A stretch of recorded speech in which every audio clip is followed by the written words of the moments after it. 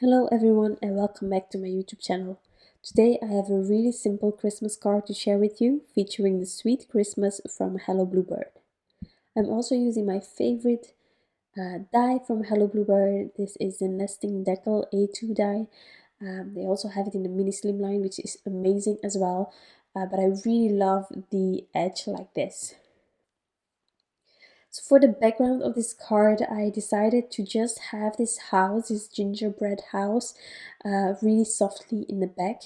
I started by adding it with this really soft brownish grayish ink from the stamp markets, but I ended up using the River Rock ink from Fawn on another panel, and I love that a tiny bit more, so I continued with that. Now I wanted to show you this part as well because here I am figuring out which images I am going to use or add to this card before stamping them all out and coloring them. This video is kind of short because the coloring of the gingerbread will be all the same, so I'm not going to show you everything. That would be a bit too much of repetition. But it's a really simple card and you can easily recreate it if you need some last minute Christmas cards.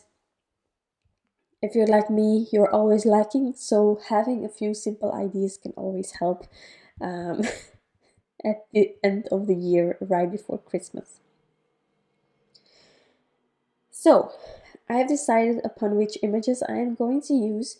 So I'm now going to stamp them out. There are matching dies that we will use to cut all of the images out. So let's stamp them out. I'm using some extreme black ink for my favorite things. And I stamped them out. I actually did it twice because in the end, it's a really simple card to recreate. So if you have a bigger piece of paper, you can just stamp it twice and have it all ready to go. So as I said here, I'm just trying to stamp this house using the River Rock ink from Fawn, and I really added all of the images on top to see which one was working best before deciding upon it, but I am going to use this last one with the River Rock to create my final card that I'm featuring in this video. So for the gingerbread, I'm using the same markers all over. It's the E37, E33 and E53. 53. Wow, 53.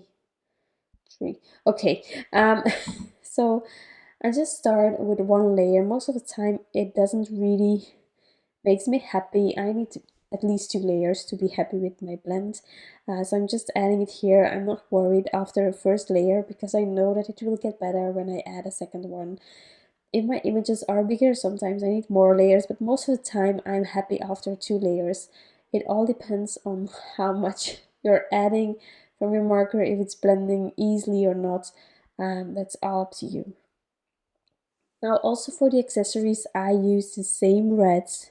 It's a pinkish red today. It's R35, R24 and R32. And I really like how it ended up. I'm going to create an orangey kind of background. So it just had to be soft and cute. And I think I succeeded with this combination.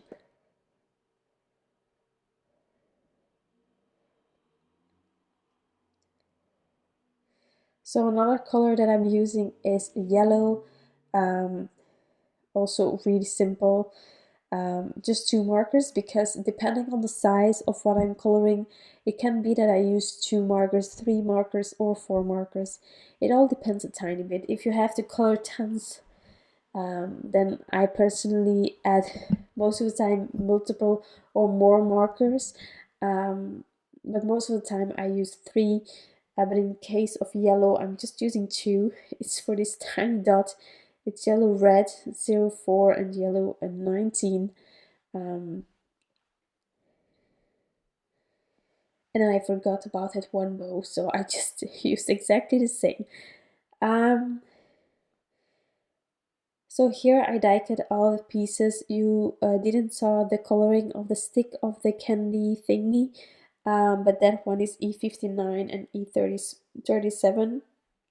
In case you want to revisit the copy combinations, you can always go to my blog post. I have everything listed there. Now, in case you have multiple images and you want them to stay in a specific position that you really like, there's always this press and seal that you can buy. It's really handy, and I just use it here so I could lift it up and see on the other background which combination I preferred, and so I ended up with the River Rock from Fawn ink, and then I started on my background. Now for the background, I am using distress inks, I'm using dried marigold, worn lipstick, and then to have a bit of splattering, I added carved pumpkin and abandoned coral as well. As you can see, I'm just going over the house without being bothered about the coloring of it or going over it with my distress inks. It's really just having the idea of the house in the background that is working for this card. You can of course color the whole house in, mask it off, do the background or anything like that. But if you want a really simple card with still a bit of interest in the background, this is a really fun way to do it. And I really love how this house looks. It's a really wonderful one by Hello Bluebird. So since I stamped out the house in this lighter color, any color will do, whatever works for you, I could add my sentiment slightly overlapping with the house. I'm doing that again with the black ink, which I also used for the outline of the images that I colored, so everything will be matching with each other. And then before adding all of the images, I decided to add a bit of splatters. I first tried with the colors that I used to blend with, but I immediately saw that it was a tiny bit too light, so that you would not see it enough. So that's why I added these other colors or these other inks on top. So the abandoned coral and carved pumpkin, just a slightly darker color than the ones that I blended with.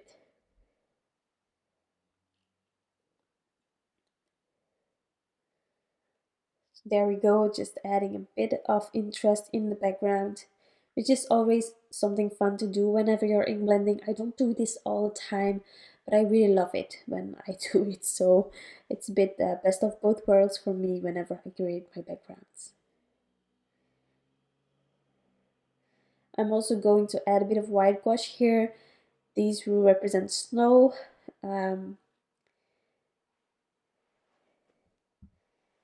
And once I did that, I could adhere the images on top.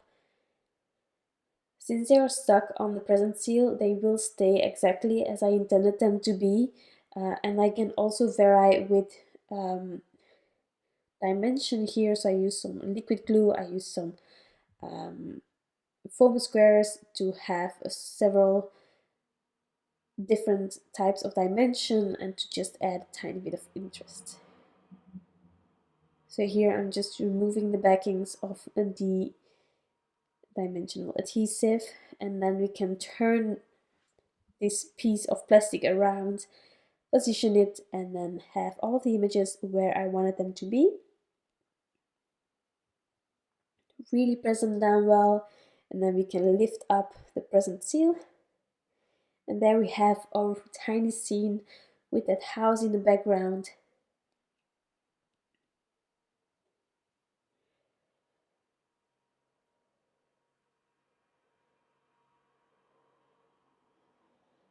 I decided to add some glossy accents to the candy, but also to the buttons on the gingerbread people. And then I also used some NUVO crystal drops Simply White. I love adding this to like Christmas hats like this one here. It really adds a tiny bit of dimension. It's really sweet and really cool. It's something like I have this all the time whenever I'm using glossy accents and stuff, and people who do not make cards. I don't know if you experience it, but they are always amazed by the texture that we can add, and they are like mind blown about the fact that we can add these glossy accents and then that white on the head that is like dimensional and it's super cool. So I really love that reaction. So each time that I'm adding it, I'm like, they will love it. So therefore, a tiny bit of accessories can do the trick. And this actually is my card. It's such a simple card to create. I hope that it can inspire you, this one, and that you still have some fun creating Christmas cards at the end of the year. Thank you so much for being here and watching this video. I truly hope that you enjoyed it. I really appreciate you all being here. Thank you so much, and I wish you all an incredible day. Bye!